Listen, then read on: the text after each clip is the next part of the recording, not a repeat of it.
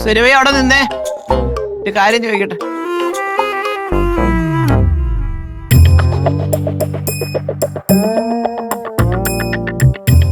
അതെ, നീ ആരോടെങ്കിലും ഒക്കെ പൈസ കടം വാങ്ങിച്ചിട്ടുണ്ടെങ്കിലേ അതിന് ഈ കോമ്പൗണ്ടിൽ കയറി ഇറങ്ങി കിടന്നിട്ടുള്ള പരിപാടി അത് ശരിയാവില്ല. അതിന്റെ പേരും പറഞ്ഞ് ആരും എന്റെ വീട്ടിൽ വരികയും വേണ്ട, പോവുകയും വേണ്ട.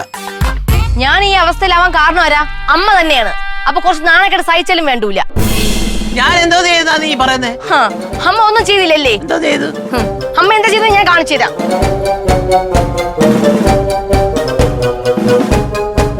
കേക്ക്, എനിക്കറിയാത്ത ഒരാള് എനിക്കെടുത്ത് അയച്ചതാ. അറിയാത്ത ഒരാള്?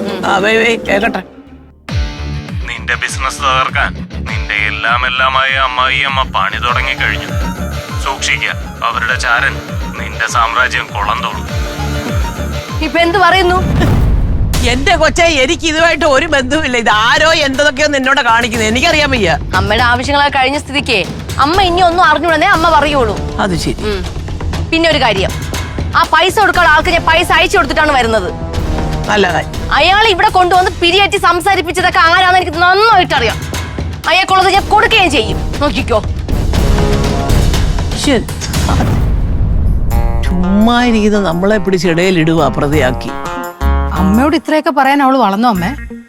എന്തൊരു അഹങ്കാരം അല്ലേ അമ്മേ? അല്ല, ഇതാരാണ് ചെയ്യിച്ചതെന്ന് എനിക്കറിയാം എന്നൊക്കെ അവള് പറയുന്നുണ്ടല്ലോ. ആരായിരിക്കും ഇതിന്റെ ഇടയിൽ കിടന്ന് കളിക്കുന്നത്? അതൊന്നും അറിയണമല്ലോ.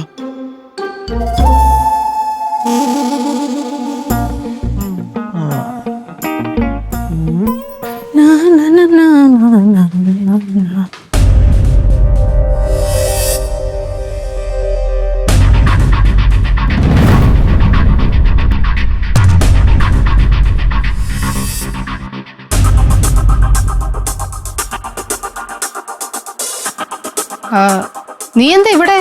ചന്ദ്രഹാസത്തിലെ സ്വത്തിന് വേണ്ടിയിട്ട് നിങ്ങളും നിങ്ങളെ അമ്മയും കൂടെ നടത്തുന്ന നാറിയ കളികളുണ്ടല്ലോ, അത് ഞാൻ കുറെ നാളായിട്ട് കണ്ടോണ്ടിരിക്കുക. ഇനി ആ കളിയിലോട്ട് എന്നെ പിടിച്ചിടാൻ നോക്കിക്കഴിഞ്ഞ എന്റെ പൊന്നു മോളെ ലക്ഷ്മി,